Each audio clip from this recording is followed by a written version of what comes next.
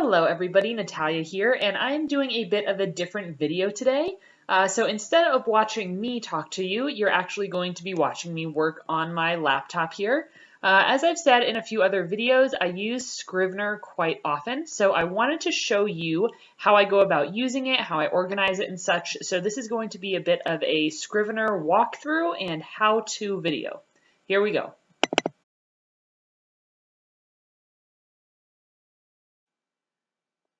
So because my fairy novel was the last project I was working on, Scrivener opens it right up for me.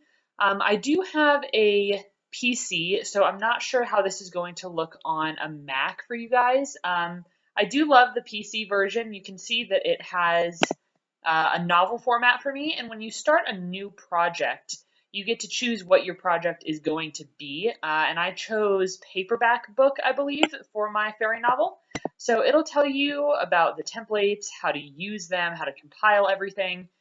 So this is something that you can simply read through. I don't want to go through all of this because there's just so many details here that we really don't need until we're done with the book. So instead, I want to come right over here to the left, what is called the binder, and show you how I organize my novel. So I'm going to click right here on Manuscript, and I'm going to drop it down. So under Manuscript, I have Chapter 1 and Chapter 2. And within these chapters, you can click this arrow to drop down. You'll see the individual scenes. I love to separate my chapters into scenes so that I know that every chapter has a complete arc and that every scene has a complete arc. I love to make sure that everything is really organized and wrapped up before I move on to the next chapter. And that is why Scrivener is so helpful for me. It's just because it allows so much organization. Now, the reason I don't use Scrivener for the very first rough draft is because it's too organized and it just makes me feel like I can't be messy. But I did finish 50,000 words of my fairy novel during November, and that was kind of my messy rough draft. And now I'm coming back in and organizing everything, which is why I am now using Scrivener. So you can see that I have clicked on Manuscript here, and it shows us this corkboard view. Now there's Chapter 1 and Chapter 2. And what I do for the little description here is I note what happened first, the first important event, and then also what happened last. And you can see if I just scroll over, it says Charlotte meets Art at music store. Charlotte's mom is locked in her studio working. So neither one of those things seem incredibly important to us right now, but they will be eventually, which is why I noted them here. And they are what kind of hold the first chapter together. I kind of picture a chapter sandwich. So Charlotte meeting Art at the music store is one piece of the bread, and then we have a bunch of details in between. And then the fact that Charlotte's mom is locked in her studio working is the last piece of bread that just holds everything together. So now that you see that, so Chapter 1, Chapter 2, and you also see this little green kind of label on it. And I'm going to right click, go down to Label, and you can see that green simply means it's a chapter. Blue is a scene, you have character notes, ideas, etc. And these are what come preloaded into Scrivener. And then you can always edit and just create your own here. Here, we'll click Add. You can type in something here like plot point. Go ahead and add that. And then you could right click, label, and then plot point is right there. So you really have a lot of control over this and can be as organized or as disorganized as you want to be. So let's go ahead and click on Chapter 1. And you can see that there's a corkboard view again, and now we have Scene 1 and Scene 2. They're labeled blue because they're scenes, and here on the note card you'll see it says First Draft. So when I come back through and I edit these, what I'll do is right click, go down to Status, and select Revised Draft, Final Draft, etc. And again, you can edit this and add more, third draft, fourth draft, whatever you need for your novel. And then I also have a summary of what happens in each scene. So here, Charlotte meets Art. Walking home, she hears fairy music and loses sense of time. So let's say there are 10 scenes within one chapter. I want to be able to quickly read these summaries and locate the scene that I'm looking for instantly. That was always a problem that I struggled with when I was using Microsoft Word, because I would know that I needed to fix something or go back and find some information that I had lost, and I could never find it in Microsoft Word. It was too difficult, but it's really easy when you're using Scrivener as long as you're putting summary notes in like this. It's the same with the chapters. So once you have 20 chapters, you can go, okay, I think this scene happens in chapter 2. Let's go ahead and click on chapter 2, and then we can see my scene. And right here, you can see that I haven't even, I really haven't even started writing chapter 2. So this is what it'll look like when you first get started. You can name your scenes if you want. You can name your chapters if you want. Put in your details here, your summary, and then this is where you get to writing. All right? So that is how the chapters and manuscript work. Now, this little one here, titled Plot Points, is something that I added to the binder myself. I don't believe this actually comes preloaded onto Scrivener.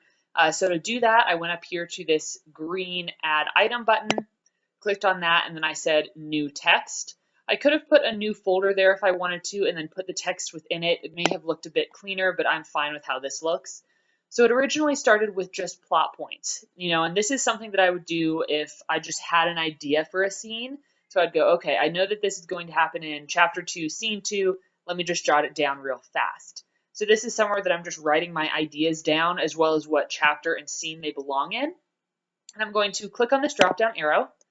And I have a few more things here. I have an image of the 3-act structure, and I talked about this in my How to Outline a Novel video for NaNoWriMo.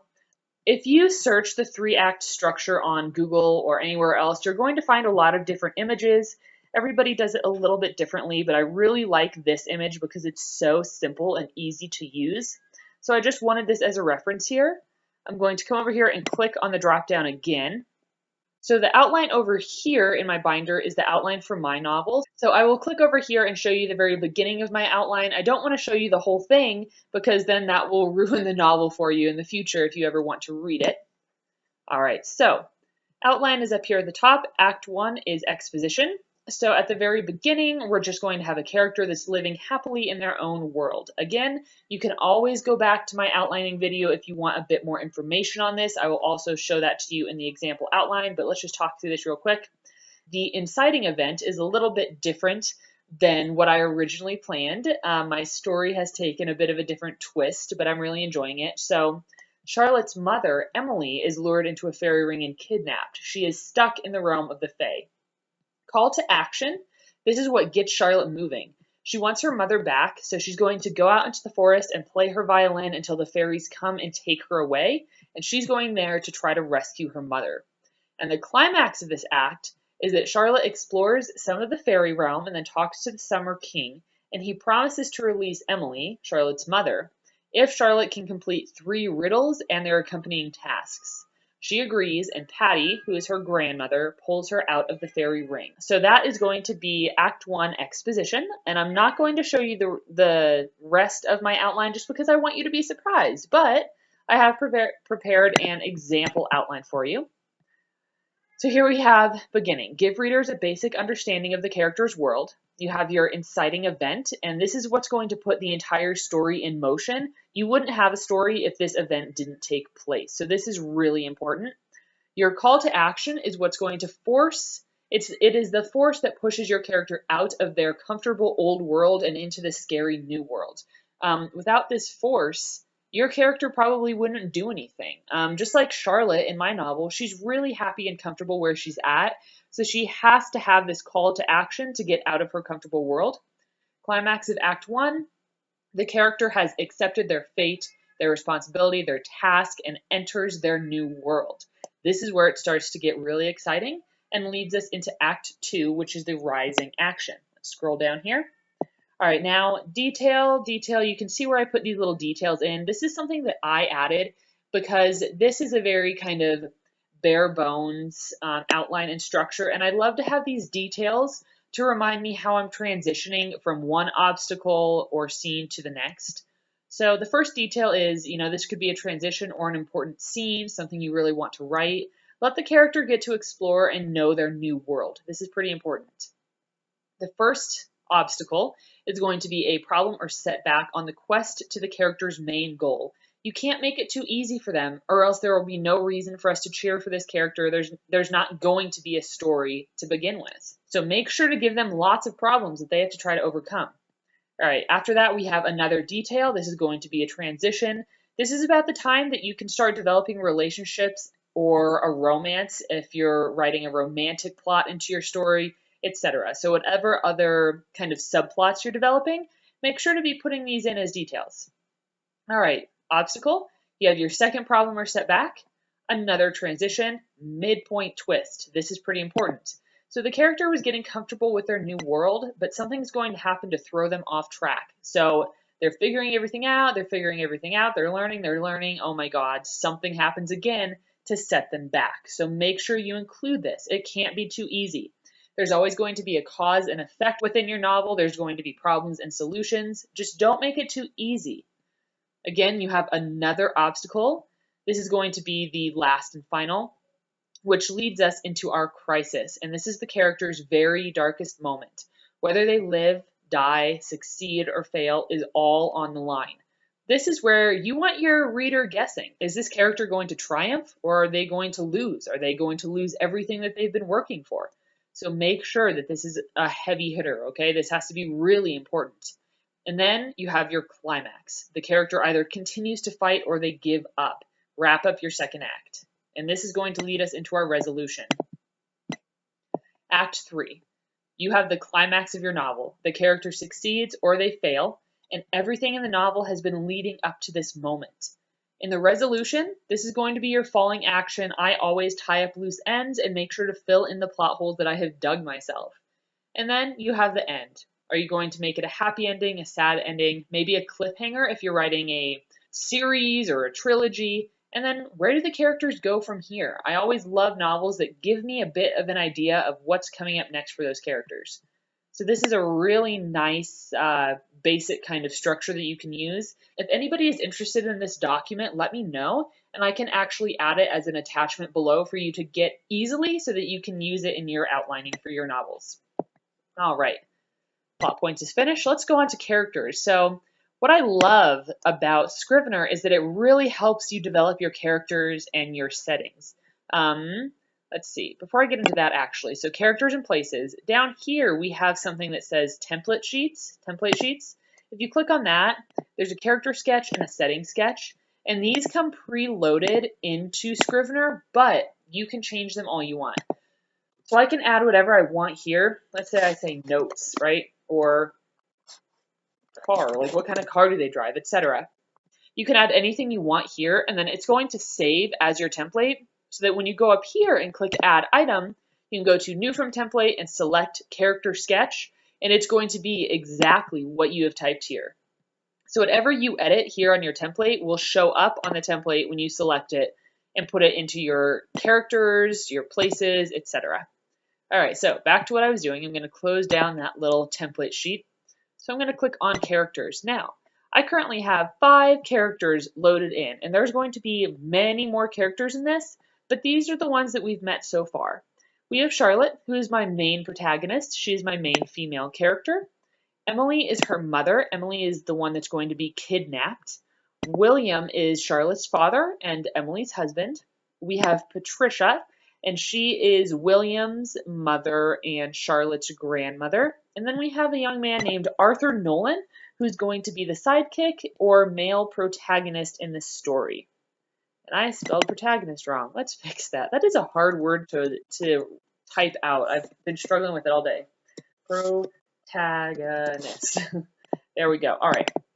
And you can see that these are all labeled red because they are a character sketch. I'm going to go ahead and drop this down, and I'm going to show you Charlotte. So I have her name up here, and then I love to find an image that kind of represents the character to me. Now, of course, this isn't exactly Charlotte. Charlotte looks a bit different than this. She has curly hair instead of straight hair. But I just love putting a character here, an image here that kind of inspires me and reconnects me with the character that I'm writing. And below that, I have the main want or desire for this character because that really helps to drive this story. So what Charlotte wants most is to rescue her mother from the realm of the Fae and then be accepted into Bellini's music program. These are the 2 most important things in her life. So throughout the entire story, I have to remember to write her realistically by keeping these wants and desires in mind. Let's scroll down here. I have a simple physical appearance. I hate nothing more than writing writing a character's appearance into my manuscript and then losing it and then changing their appearance on accident. So this is a really easy way to remember exactly what they look like. She's 5'8", 18 years old. She has her birthday in November. Some of her interests are violin, Irish and Scottish culture, and fairy lore.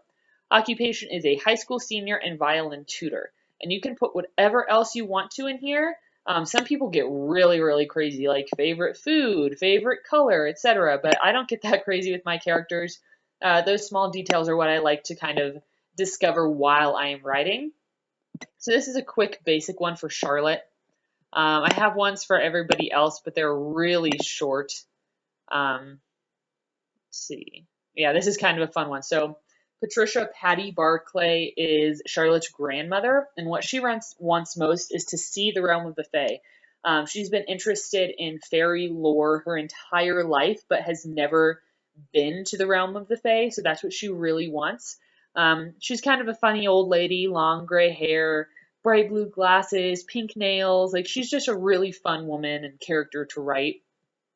She likes baking, fairy lore, and gossip. Her occupation is mother, grandmother, and general housekeeper. She keeps the house going, she gardens and cooks. So this kind of gives me a really good feel for this character. I haven't found a nice photo for her yet, though. And then we have Arthur here. I also have not really filled his out because I haven't spent much time with him as a character yet. So the further I get into my manuscript, the more I will fill out these character sketches as I get to know them better. Now we have a similar kind of template for places here. We have the city of Mapleton, Florence, Italy, and the fairy realm. Let me click on City of Mapleton. So this is from the setting template that's built into Scrivener. I'm not a big fan of how it is set up right now. This is something that I will probably end up changing because I just don't like this super detailed kind of sketch of the setting. I prefer a more freeform style, which I will show you here. Let's see, let's click on the Whitewood. So this is a page that I've worked on, so the Whitewood, and then I have a couple of photos here that really give me a feel for what this area looks like. And then I have a free form kind of description down here. The woods on the edge of Mapleton. Charlotte walks through these woods to get home from school. It's full of aspen trees, and they look white and skeletal in the winter, which is why it's called the Whitewood. The fairies love these woods, and it's where Emily gets kidnapped, and Charlotte finds her way into the fairy realm. So I like this setup much more than the setup like this, because I think this is just way too detailed for me. But again, if you want to change this, you just go into your templates, click on setting, and change that to whatever you'd like. Close that up here. Let's see, I will also show you the fairy realm. See, I love to change the text to fit the feeling and the theme of the setting. So this is a very forested area. Surprisingly enough, these photos came from a place where I was hiking when I first got the idea for this novel. This is a place called the Enchanted Forest, actually. So it already feels very full of magic, and it's very mythical and beautiful, very green. So these are photos from that trail that I hiked, and it is absolutely beautiful. I just definitely wanted to include these to get a sense of what the fairy realm should look and feel like when I'm writing it. Bring it down here. It's the home of the Fae, a rich, vibrant world that's full of myth and magic. It is perpetually summer while the summer court is in session, and perpetually winter while winter court is in session. So I really love this free form kind of description method that I am taking on here for the settings. Again, I really don't like this super detailed, come on, open up for me, this super detailed kind of format. Doesn't work very well for me, but again, you can just change this up. Make it whatever you like that works for you.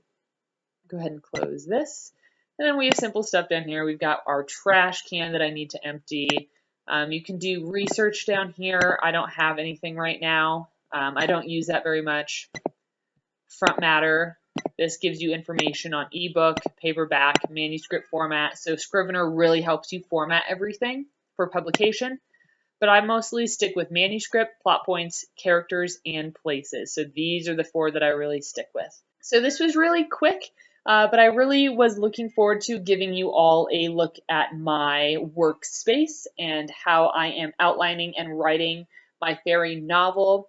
I'm taking my time with it this time around because it is no longer November, so I'm no longer feeling panicky and like I have to write a minimum word count every single day. So I'm really enjoying this.